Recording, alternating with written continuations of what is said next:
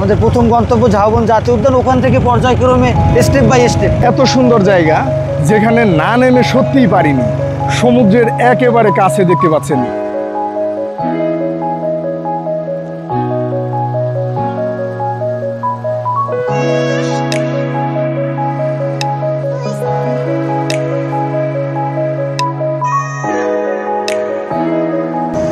হচ্ছে লাল কাঁকড়া।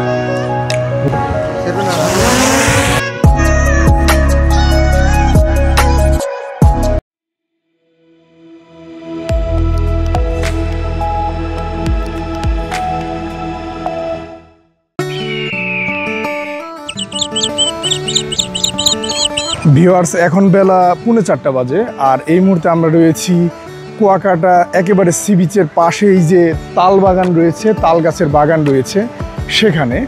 আর প্রচণ্ড বাতাস বয়ে চলেছে। আর এখন আমরা কুয়াকাটার এখানে বেশ কিছু দর্শনীয় স্থান রয়েছে এই সি বিচের পূর্ব দিকে এবং পশ্চিম দিকে, সেগুলো আপনাদেরকে দেখাবো ইনশাল্লাহ। আর সে পর্যন্ত আমাদের সঙ্গে থেকে ভিডিওটি দেখতে থাকুন, আশা করছি আপনাদের কাছে অনেক বেশি ভালো লাগবে। সি বিচের কাছে যে পানি রয়েছে, পানির কাছে চলে যাব, আর সেখানে যে আমাদেরকে মোটরসাইকেল ভাড়া করতে হবে। যখন ভাটার সময় থাকে ঠিক সেই সময় মোটরসাইকেল নিয়ে ঠিক এই বালুর উপর দিয়েই আপনাদেরকে বা আমাদেরকে সেই সুন্দর দর্শনীয় স্থানগুলোতে নিয়ে যাওয়া হবে। আর আমরা এখন যে সামনে মোটরসাইকেলগুলো দেখতে পাচ্ছেন সেগুলোর সাথে দাম দর করে নেব। আপনার নাম কি ভাইজান? আমার নাম মোহাম্মদ মঞ্জু মিয়া। মোহাম্মদ মঞ্জু মিয়া। জি। এখন আপনাদের এখান থেকে জি কত টাকা ভাড়া নেবেন, কি কি স্পট আমাদেরকে ঘুরিয়ে দেখাবেন, এবং আনুমানিক সময় কেমন লাগতে পারে, এবং একটা মোটরসাইকেলে কয়জন আমরা যেতে পারবো সে ব্যাপারে বিস্তারিত একটু জানাবেন। আচ্ছা, আপনি এখান থেকে শুরু করে 12টা স্পট আছে আপনাদের একটা সাইডে। ওই 12টা স্পটে হইলে ভাড়া হইলে যে মূলত 1250 টাকা। 3 ঘন্টা, 3.5 ঘন্টা, 4 ঘন্টা করেন, সময় কোনো বাড়তি চার্জ যতটুকু সময় লাগে লাগবে। জি। আর এক মোটরসাইকেলে 2 জন যাওয়া যাবে? আপনি একজন যান বা 2 জন যান, সেটা হলে আপনার ব্যক্তিগত। আচ্ছা, বুঝতে পারছি। এবং কেউ যদি নিজেরা ড্রাইভ করতে পারে সেক্ষেত্রে তারা নিয়ে যেতে পারবে, আর আপনারা সাথে গাইড দিয়ে দেবেন। হ্যাঁ, আর যদি আপনি চেনেন, আপনি চেনলো ওইভাবে গাড়ি দেওয়া হয় যে আপনি নিজে নিয়ে ঘুরে আসেন। আচ্ছা, বুঝতে পারছি। এখন ফাইনালি তাদের সঙ্গে একটু দামাদামি করে নেব নিজেদের কনফিউশন দূর করার জন্য। আমরা এখানে দুটি মোটরসাইকেল 1600 টাকা বলেছি, তারা একটি 1200 টাকা করে দাম চেয়েছিল। যাচাই করে দেখে তারপর আমরা সিদ্ধান্ত নেব যে কোন মোটরসাইকেলটি আমরা ভাড়া করব। মনে হচ্ছে যে টাকা আমরা বলেছি সে টাকাই রাজি হয়ে যাবে। আর তারা আশ্বাস দিচ্ছিল যে খুব ভালো করে আমাদেরকে সবগুলো স্পটই ঘুরিয়ে দেখাবে। তারা অলরেডি রাজি হয়ে গিয়েছে, সেই টাকাই 800 টাকা পার মোটরসাইকেল আমরা যে কজন যেতে পারি। আমি বুঝিলাম। আর মাঝখানে খাল পার হওয়ার ভাড়া লাগে, সেটি আর মোটরসাইকেল পার করার যে ভাড়া সেটি আমাদেরকে দিতে হবে। সেই কন্ডিশনে তারা আমাদের সঙ্গে যেতে রাজি হয়েছে। একজন গাইড যাচ্ছেন আর দুটি মোটরসাইকেল যাচ্ছেন।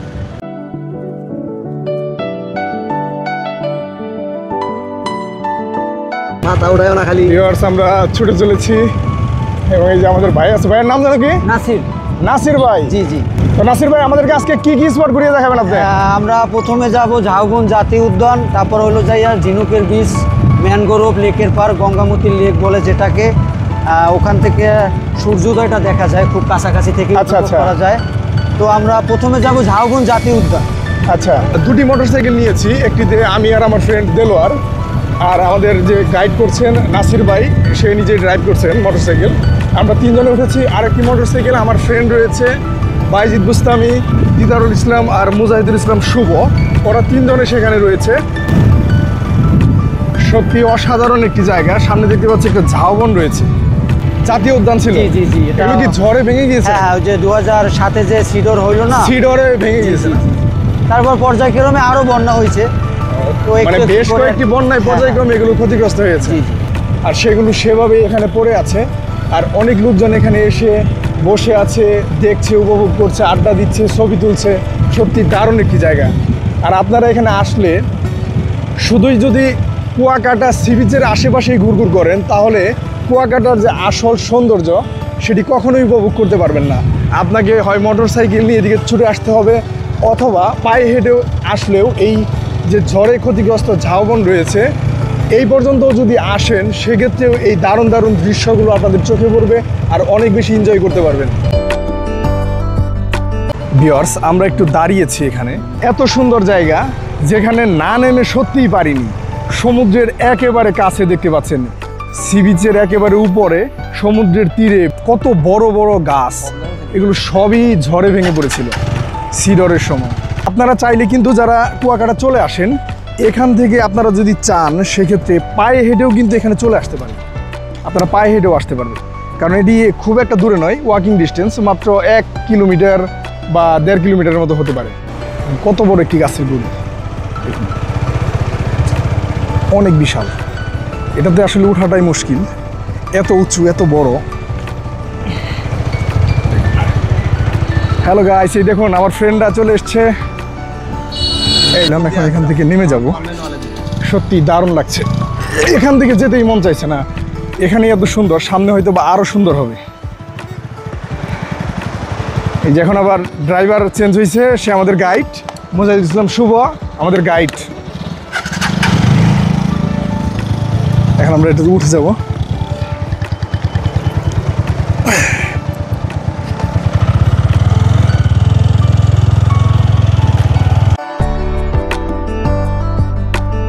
খেজুর গাছগুলোর পেছনে সেটি হচ্ছে ম্যানগ্রোভ বন। আমরা মূলত এখন সেখানেই যাচ্ছি। এটি হচ্ছে আমাদের দ্বিতীয় স্পট। এখানে অনেক সুন্দর সুন্দর গাছ, গাছের গুড়িগুলো শিকড়গুলো বের হয়ে আছে।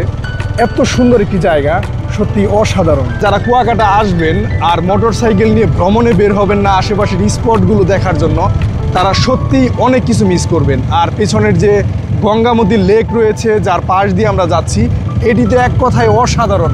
আর এখান থেকে আপনি ক্লিয়ারলি সূর্য উদয় দেখতে পারবেন। অনেকেই এখানে এসে ভিড় করেছে, যারা প্রত্যেকে এই গঙ্গামতির যে খাল আছে এটি পার হয়ে ম্যানগ্রোভ ফরেস্টের ভিতরে প্রবেশ করবে।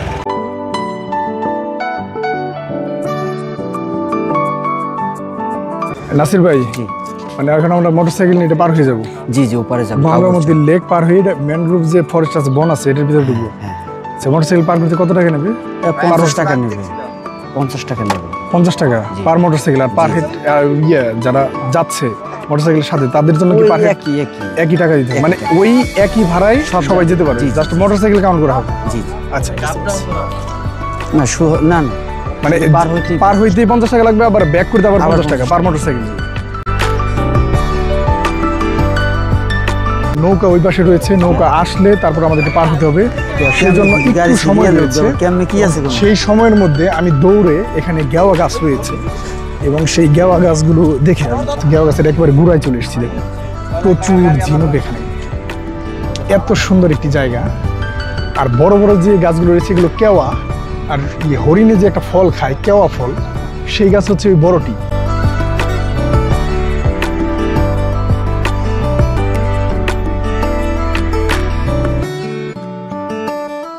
ভিউয়ার্স দেখুন, যারা কুয়াকাটা আসবেন তারা অবশ্যই অবশ্যই এখানে চলে আসবেন এই স্পটে। নৌকা অলরেডি ওই পারে চলে এসছে, দ্রুত যেতে হবে, একটু ডিস্টেন্স আছে, যার জন্য সময় কাভার করতে সব উঠতে পারবে।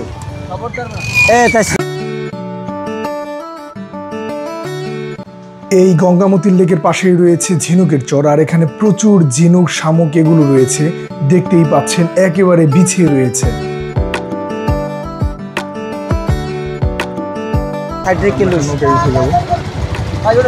দাঁড়িয়ে আছে।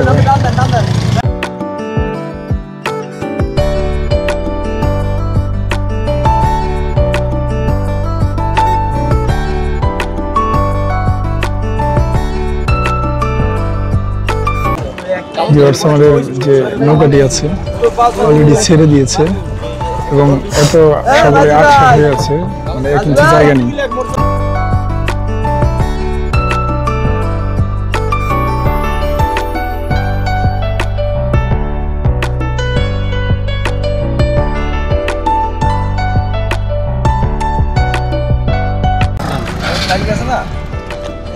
অলরেডি আমরা নেমে পড়েছি।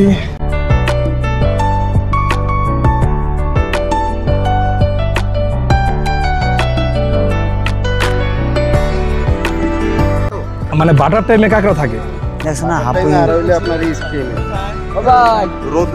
রোদ উঠলে এই 2 সময় কাঁকড়া দেখতে পাওয়া যায়। আচ্ছা, তিনি বললেন যে এরপরের যে স্পটটি সেটি হচ্ছে লাল কাঁকড়ার স্পট, সেটা আর লাল কাঁকড়া স্পটে সেখানে আপনারা ভাটার টাইম অথবা প্রচণ্ড রোদ যখন থাকে তখন গেলেই কাঁকড়া দেখতে পাওয়া যায়।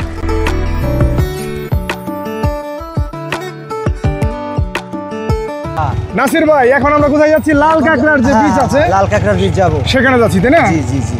আর এটা পার হয়ে যাচ্ছি যেটা, এটাই তো ম্যানগ্রোভ যে বন, সেটা নাকি? হ্যাঁ, এটাকে বলে কাউয়ার চর, ওপর হলো গঙ্গামতি বলে, মানে ওপারেরটা হচ্ছে গঙ্গামতি, গঙ্গামতির চর, আর এটা হচ্ছে কাউয়ার চর। কাউয়ার চর। জি জি।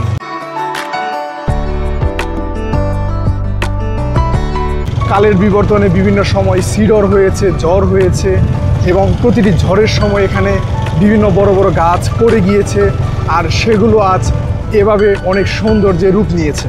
আপনি কুয়াকাটা বিচ পার হয়ে যখন এদিকে চলে আসবেন, অর্থাৎ একেবারে পূর্ব দিকে, তখন আপনার কাছে প্রতিটি জায়গায় মনোমুগ্ধকর লাগবে, আর এতটাই ভালো লাগবে আপনার মনে হবে যেন প্রত্যেকটি জায়গাতেই আপনি দাঁড়ান আর আপনি ফটো সেশন করেন, আর এখানে অনেক সময় ধরে অবস্থান করেন, আপনার নিজের কাছে এরকমটি মনে হবে। কিন্তু আসলে সত্যি বলতে কি, এখানে দীর্ঘ সময় থাকার সুযোগ নেই, কারণ আমাদেরকে প্রত্যেকটি স্পট এক এক করে দেখতে হবে। তাই আমরা সব জায়গায় না দাঁড়িয়ে যেই জায়গাগুলো তুলনামূলকভাবে অনেক বেশি সুন্দর, শুধুমাত্র সেখানেই দাঁড়াবো। এখানে কি, এটা কি আমরা কোথায় আসলাম? এই যে লাল কাঁকড়া, এই যে ও ওয়াও, অসাধারণ! এখানে প্রচুর লাল কাঁকড়া রয়েছে। ড্রোন নিয়ে আসা লাগে। হ্যাঁ, এটার জন্য ড্রোন নিয়ে আসতে হয়। এটার জন্য ড্রোন নিয়ে আসতে হবে। সামনে আরো বেশি আছে, ওইখানে দাঁড়াবো। ওকে ওকে। প্রচুর লাল কাঁকড়া এখানে রয়েছে, মানে এখানে আসাটা সত্যি মনে হচ্ছে লাল কাঁকড়ার যে চর, এখানে আসাটা বন্ধুরা সত্যি সার্থক হয়েছে। আমরা মোটর সাইকেল থেকেই দেখতে পাচ্ছি এত পরিমাণ লাল কাঁকড়া এখানে রয়েছে, অবাক করা বিষয়, সত্যি অসাধারণ একটি ব্যাপার। আমরা এখন যেখানে সবচেয়ে বেশি লাল কাঁকড়া রয়েছে সেখানে যেয়ে দাঁড়াবো, আর এরপর আমরা নিজেরা মোবাইল দিয়ে শ্যুট করব, এরপর ড্রোন দিয়ে শ্যুট করে আপনাদেরকে দেখাবো, যেন আপনারা খুব ভালোভাবে দেখতে পারেন।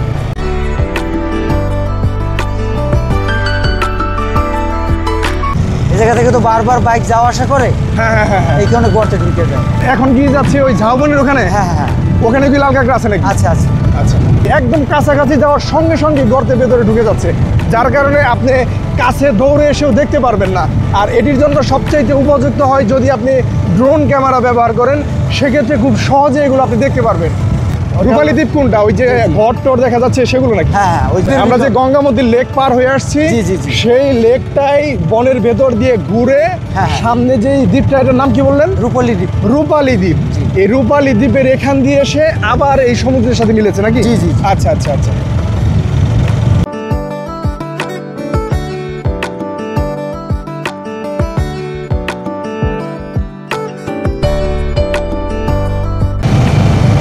সত্যি দারুণ লাগছে, অসাধারণ। পেছনে দেখতে পাচ্ছেন যে ঝাউবন, বিশাল একটি ঝাউবন, দারুণ লাগছে।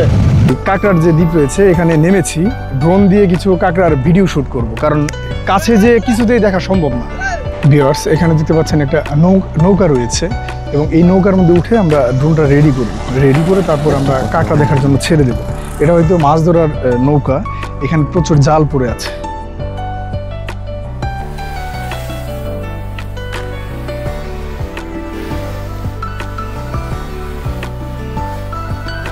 ভিউয়ার্স, আমরা আমাদের ড্রোনটি অলরেডি ছেড়ে দিয়েছি, আর আশা করছি আপনাদেরকে খুব ভালোভাবেই কাঁকড়াগুলো দেখাতে পারবো। দেখুন, এখানে প্রচুর লাল কাঁকড়া রয়েছে, যেগুলো বিচের উপর দিয়ে একেবারে দৌড়াদৌড়ি করছে। এই লাল কাঁকড়ার চরে এত পরিমাণ কাঁকড়া রয়েছে, সত্যি অসাধারণ একটি ব্যাপার। যদি আমরা ড্রোন ক্যামেরা নিয়ে না আসতাম, তাহলে হয়তোবা এত সুন্দর কাঁকড়াগুলো আমরা নিজেরাও দেখতে পারতাম না, আর আপনাদেরকেও দেখাতে পারতাম না।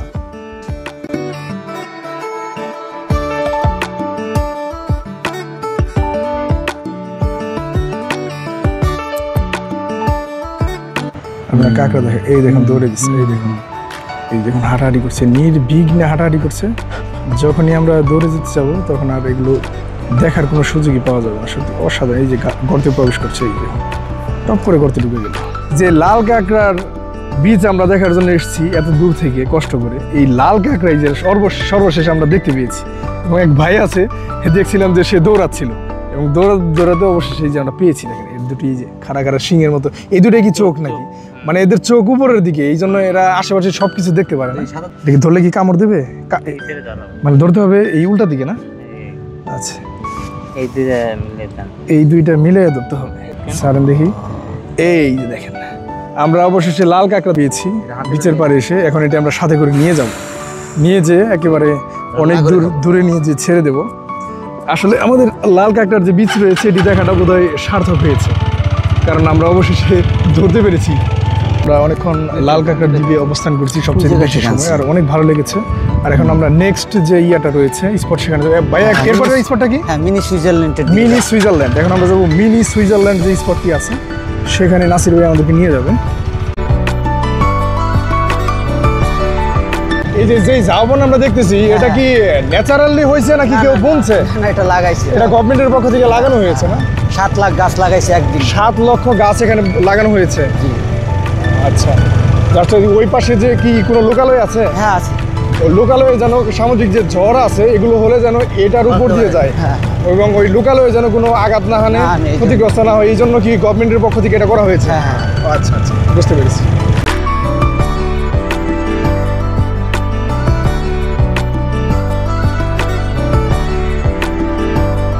এখানে অধিকাংশরাই জেলে। ওই যে এখানে দেখতে পাচ্ছি বনের একেবারে সাইডে ছোট ছোট কুটিরের মতো আছে। তারপর এই অনেকেই জালে হয়তো জাল বুনছে, জাল ঠিক করছে, মেরামত করছে। এরা প্রত্যেকেই কি আশেপাশের লোকালয় থেকে এখানে এসে এখানে মাছ ধরতেছে। এটাই হলো ওই যে বাগদা চিংড়ির যে রেনুটা ধরে, হ্যাঁ এই যে এরাই ধরতেছে। ও এরা বাগদা চিংড়ির যে রেনু ধরে এখানে। আমরা রেনু দেখাই দিবেন, ওই যে সামনে আছে। ভিউয়ার্স, এই জেলেরা এখানে কি করছে সেগুলো আমরা একটু দেখবো, আসলে এখানে কি করে। নাসির ভাই আমাদেরকে দেখাবেন, নিয়ে এসছে। ভাই এগুলো কি চিংড়ি মাছের পোনা? বাগদা। ও বাগদার পোনা রাখবেন বিদায় কি করতেছেন? পাতিলের ভিতরে আছে পানি। এটা কি মিঠা পানি? লবণ। এটা কি খুললে দেখা যাবে না একটু? হ্যাঁ যাবে। আচ্ছা দেখি। হ্যাঁ, ও এখানে তো চিংড়ি একেবারে কি সুতার মতো যে ছোট ছোট এগুলো নাকি? অনেক ছোট না? দেখি। আচ্ছা, এগুলো এখানে দেখতে পাচ্ছেন একেবারে ছোট্ট ছোট্ট সুতার মতো, অনেকটা বিভিন্ন কিট বা সুতার মতো। এগুলো হচ্ছে মূলত বাগদার যে পোনা সেগুলো না? আচ্ছা, বাগদা চিংড়ির যে পোনা দেখুন, এটা আসলে দেখে বোঝার কোনো উপায় নেই যে নর্মাল যারা আছে, যারা এর সাথে সম্পৃক্ত না, তারা কখনো দেখে বুঝতেও পারবে না যেগুলো বাগদার চিংড়ির যে পোনা। দারুণ। এখান থেকে আপনারা বিক্রি করেন নাকি কোনো ঘেরে ছাড়বেন? আমরা বিক্রি করি বাজারে। আপনারা বাজারে বিক্রি করেন, আর ওনারা আবার ওখান থেকে কিনে নিয়ে খুলনার যে ঘের আছে। আচ্ছা আচ্ছা আচ্ছা, খুলনা মংলা বাজারের আশেপাশে যে ঘেরগুলো আছে সেখানে না? ভিউয়ার্স, এখানে কিছু স্থানীয় লোকজন রয়েছে যারা বাগদার যে পোনা রয়েছে ছোট ছোট, সেগুলো ধরে এখানে তাদের লোকাল বাজারে বিক্রি করে, এবং মংলা অঞ্চলে যে মাছের চিংড়ির ঘের রয়েছে সেই ঘেরে এই পোনাগুলো নিয়েই ছাড়া হয়। আর সেখান থেকে আমরা যে বড় বড় বাগদা চিংড়ি খেয়ে থাকি, মূলত এই সমস্ত অঞ্চল থেকেই এর পোনাগুলো যায়। জেলেদের বাগদার পোনা দেখার পর আমরা আবারও রওনা দিয়ে দিয়েছি মিনি সুইজারল্যান্ড দেখার জন্য। আমরা সেদিকে মূলত যাচ্ছি। বিষয়টা কি আমাদের একটু ক্লিয়ার করবেন? কখন জোয়ার থাকে, কখন ভাটা থাকে? জোয়ারটা মূলত হয়েছে দৈনিক আপনার আধা ঘন্টা টাইম পিছ হয়ে আসবে। দেখা যাচ্ছে আজকে 7টা জোয়ার হয়েছে সকাল, কালকে আবার ঠিক 7:30টা জোয়ার। আচ্ছা আচ্ছা। আবার জোয়ারের 6 ঘন্টা পরে ভাটা হবে, 6 ঘন্টা জোয়ার আসবে, আবার 6 ঘন্টায় ওই পানিটাই আবার কমবে। আবার ঠিক কমার সাথে সাথে আবার 6 ঘন্টা বেগে বেগে আবার আস্তে আস্তে জোয়ার আসবে, আবার 6 ঘন্টা। মানে এইভাবে পর্যায়ক্রমে প্রতিদিনই হচ্ছে? প্রতিদিনই হচ্ছে। আচ্ছা, আর একটা জিনিস, যে আমরা এখন যেই জায়গা দিয়ে যাচ্ছি, এই জায়গা কি জোয়ারের টাইমে একেবারে পানির নিচে ছিল? হ্যাঁ, এটা আজকেও জোয়ারের সময় পানির নিচে ছিল। আচ্ছা। আবার সন্ধ্যা 7টা-8টার সময় আবার জোয়ারের সময় পানির নিচে যাবে। আর এই খালটার নাম কি এটা ভাই? এটা ওই যে আমরা গঙ্গামতির লেক, গঙ্গামতির যে লেক, সেই লেক যেটা পার হয়ে আসছে, সেই লেকটাই মূলত এই ঝাউবনের সাইড দিয়ে ঘুরে এসে এই সমুদ্রে এসে মিলেছে। এই দেখুন আমার যে ফ্রেন্ড আছে, এরা আগেই চলে এসছে এখানে। ড্রোন নিয়ে ওই পাশে যান, ওই পাশে ভালো ভিউ আছে। দারুণ একটি জায়গা। আসলে এখানে আসলে আপনার মন প্রাণ একেবারে জুড়িয়ে যাবে। আর ঝাউবনের ভেতরে খুব সুন্দর জায়গা রয়েছে আমার পিছনে, যেখান থেকে আমি ভিডিওটা শ্যুট করছি, এর পিছনে যে ঝাউবনে যে আপনারা অনেক সুন্দর সুন্দর ফটো শ্যুট করতে পারেন। আর এখন আমরা ড্রোন উড়িয়ে এর আশেপাশের যে দৃশ্য আছে, খুব সুন্দর জায়গাগুলো, সেগুলো আপনাদেরকে দেখাবো। এতক্ষণ পর্যন্ত যে জায়গা জুড়ে এসেছি, আমরা তো শুধুমাত্র নিচ থেকে আপনাদেরকে দেখাতে পেরেছি। এখন আশা করছি উপর থেকে অনেক সুন্দরভাবে সম্পূর্ণ ভিউটা আপনাদেরকে দেখাবো। চলুন আমাদের ড্রোনটা স্টার্ট করে নিই এবং আমরা পাঠিয়ে দিই।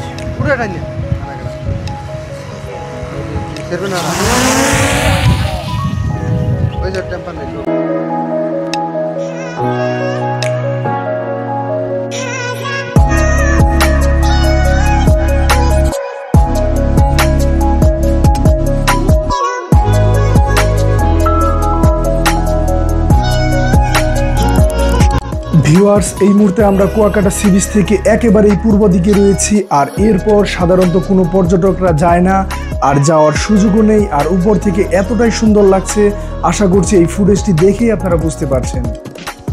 কুয়াকাটা সমুদ্র সৈকতের এই অংশের দৃশ্য এতটাই মনোমুগ্ধকর, আপনি এখানে না আসলে সত্যি অনেক কিছু মিস করবেন।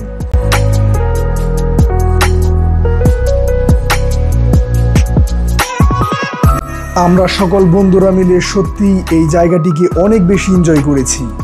ভিউয়ার্স, আমরা মিনি সুইজারল্যান্ড দেখা শেষ করেছি। এটি ছিল আমাদের আজকের লাস্ট স্পট দেখার মতো। আর এখন আমরা আবার ফিরে যাব সেই কুয়াকাটা যে সি বিচ রয়েছে সেদিকে।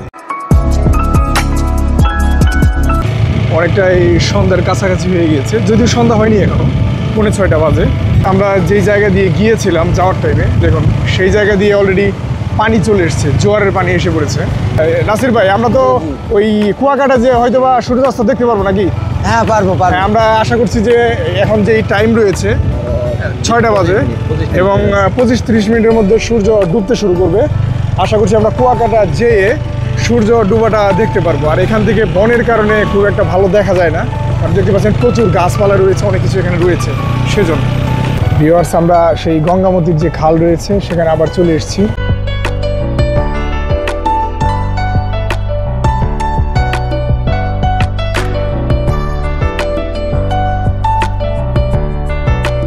শুধু মানুষ আর মানুষ আর মোটরসাইকেল।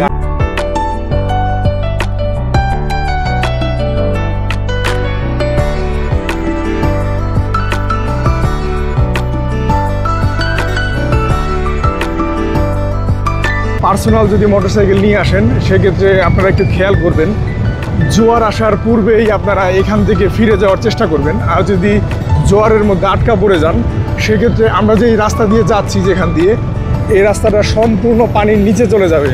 আর এইখান দিয়ে মোটরসাইকেল চালানোর সময় অবশ্যই অনেক সাবধানে চালাতে হবে, কারণ স্লিপ করে যদি মোটরসাইকেল পড়ে যায় সেক্ষেত্রে দুপাশে যে গাছের গুঁড়িগুলো রয়েছে সেগুলোর মধ্যে লেগে মারাত্মক দুর্ঘটনা ঘটে যেতে পারে। আমরা ভেবেছিলাম যে হয়তো কুয়াকাটা সি বিচে যেয়ে সূর্যাস্ত দেখতে পারবো, কিন্তু মনে হয় সেরকমটি হবে না, কারণ আকাশে বেশ মেঘ দেখতে পাওয়া যাচ্ছে।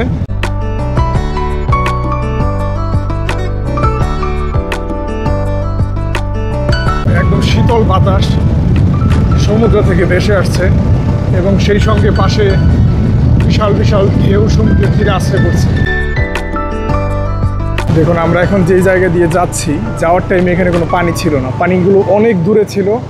জোয়ারের টানে পানি একেবারে অনেক তীরের কাছাকাছি চলে এসছে। আধা ঘন্টা 20 মিনিট পর এই জায়গাটি যাওয়ার যে জায়গা রয়েছে এই জায়গাটি একেবারে ডুবে যাবে। আমরা একেবারে কুয়াকাটা যে সি বিচ রয়েছে এখানে চলে এসেছি, সি বিচের একেবারে কাছে। কিছুক্ষণ পরই আমরা এখানে নেমে যাব। শুরুর দিকে আমি যখন এই কুয়াকাটা আসি আমার কাছে খুব একটা ভালো লাগেনি, পানি ঘোলাটে পরিবেশ খুব একটা ভালো না। কিন্তু যখন আজকে মোটরসাইকেল নিয়ে এইখানে যতগুলো সুন্দর সুন্দর স্পট রয়েছে সবগুলো ঘুরে দেখেছি, তখন সত্যি এতটা ভালো লেগেছে যা আপনাদেরকে বলে বোঝাতে পারবো না।